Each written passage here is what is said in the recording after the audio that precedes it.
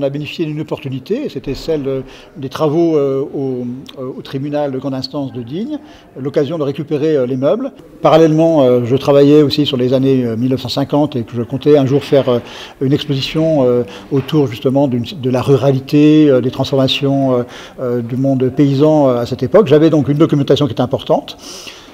Puis enfin, parce que c'est une affaire emblématique évidemment dans le département, on a décidé de faire donc de reproduire le plus fidèlement possible la salle des assises de 1954, novembre 1954, avec les meubles dont on disposait. Ça a évidemment monté les protagonistes.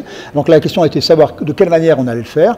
Et donc on a eu l'idée, à des fins pédagogiques, de prendre un peu le modèle de la BD, hein, pour justement, en fait, à partir des photographies d'époque, de dessiner en fait sous forme donc vraiment de silhouette, hein, les principaux protagonistes. En fait, on a 35 personnes qui seront représentées.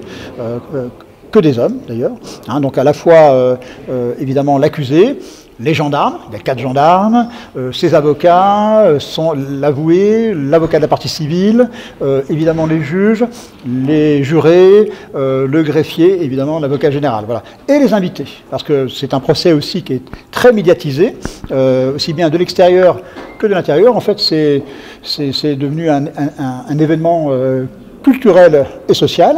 On a des invités, dont Jean Giono par exemple, hein, qui assiste assis derrière les juges, mais c'est pas le seul, hein, au procès. On veut montrer aussi, on veut mettre l'accent sur la médiatisation, on veut mettre l'accent aussi sur les représentations qu'ont pu avoir les journalistes, les élites qui ont assisté au procès du monde rural basalpin, et singulièrement donc des paysans basalpins.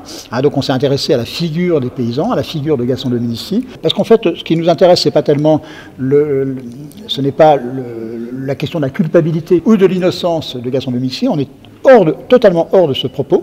De ce qui nous intéresse, hein, c'est vraiment le contexte, les lieux, le temps, les problèmes qui ont été évoqués par les journalistes, par exemple. Certains, la question communiste, d'autres, la question de la résistance, l'autre, la question de l'épuration, etc., etc. Donc c'était ça surtout qui nous intéressait, et donc c'est ce qu'on veut aussi évoquer dans cette exposition.